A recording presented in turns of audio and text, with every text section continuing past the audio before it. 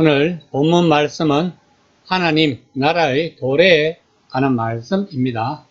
아마도 바리새인들이 예수님께 하나님 나라의 도래에 관해 질문한 이유는 구약에 예언한 소위 주의 날이 이미 도래했다는 소문이 당시에 한창 떠돌던 무렵이었으므로 이에 대한 궁금증을 풀기 위해서였을 것입니다. 또한 예수님께서 과연 그 같은 질문에 능히 대답할 수 있는 메시아인가를 시험하기 위해서였습니다. 이 당시 유대인들이 생각하는 하나님 나라는 이 땅에 건설된 정치적, 민족적 왕국을 믿었습니다. 다시 말하면 로마의 압제에서 구할 다윗과 같은 강력한 메시아를 원했던 것입니다. 즉, 그런 메시아가 언제 어느 나의 말이며 그리고 당신이 그런 메시아인가를 질문한 것입니다.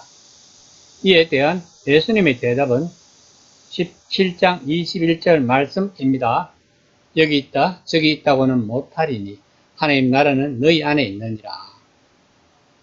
이 말씀은 마음속이라고 하는 내면적이고 좁은 의미가 아닌, 다시 말해서 하나님 나라는 인간의 어떤 마음 상태를 지칭하는 심리학적인 것이 아니라 역사적이면서 동시에 초월적인 것이라는 말입니다.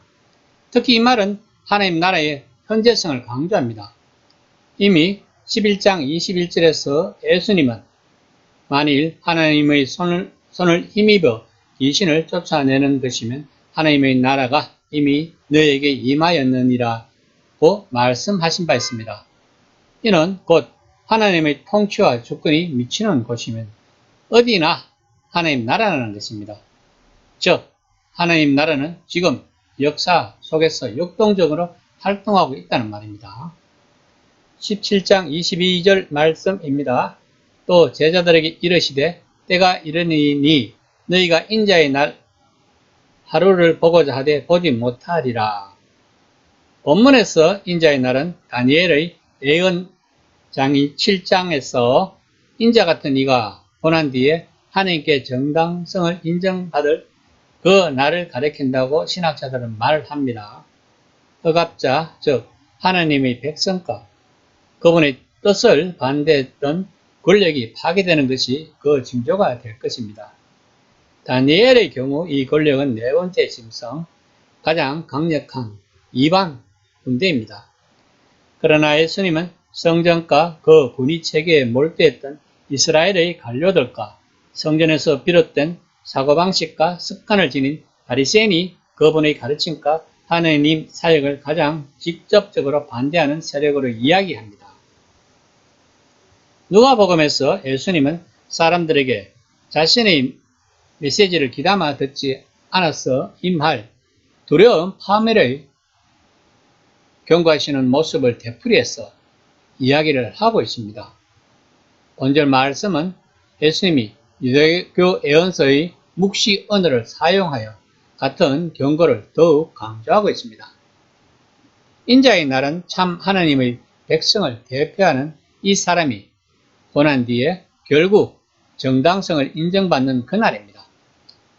인자의 정당성 인정은 평화의 복음을 외면했던 도시와 성전을 파괴하는 형태를 띨 것이라고 예수님은 강조하고 있는 것입니다. 그리고 26절에서 이어지는 종말의 때는 37절을 이해하면 해석하기가 좋을 것입니다. 17장 37절 말씀입니다. 그들이 대답하여 이르되 주여 어디 오니이까 이르시되 죽음 있는 곳에는 독수리가 모이느니라 하시니라. 본절에서 독수리는 로마 제국을 상징한다고 생각하면 오늘 본문 말씀이 해석이 될 것입니다. 다시 말하면 로마 군대가 오면 무작정 나와서 도망가는 것이 최선입니다. 라고 말씀하고 있습니다. 재산을 챙길 생각이랑 하지도 말아라. 잠시 동안 일상이 이어지겠지만 곧바로 악몽이 닥칠 것이다. 가장 지혜로운 조언은 길을 완전히 벗어날 때까지 생필품 따위는 생각하지 말라는 것입니다. 이처럼 본문 말씀은 자연 세력이나 초자연 세력이 등장하여 어떤 동네나 지역 혹은 기존에 알려진 세계를 유린할 사건을 가리키지 않습니다. 도리어 누가복음에 나오는 예수님의 여러 경고처럼 본문은 적군이 느닷없이 침입하여 파멸을 초래할 그때를 가리킵니다. 결국 예수님의 경고는 주 70년에 실현되었습니다. 우리는 성경이 무엇을 이야기를 하고 있는지를 알아야 합니다. 우리들은 예수님의 재림이면 세상의 종말, 즉 온 우주적 종말이 온다고 생각하고 믿어왔습니다. 그리고 하나님의 심판이 기다리고 있다고 생각하고 열심히 종교 생활을 해왔습니다. 그러면 우리들은 죽어서 하나님에게 심판을 잘 받아서 다시 말하면 이 생에서 덕을 잘 쌓아서 건강하게 간다는 불교와 다를 바가 없는 신앙생활을 해왔던 것입니다. 그러나 성경은 그런 말을 하지 않습니다. 성경은 이스라엘이 세상의 빛과 소금이 되라고 합니다.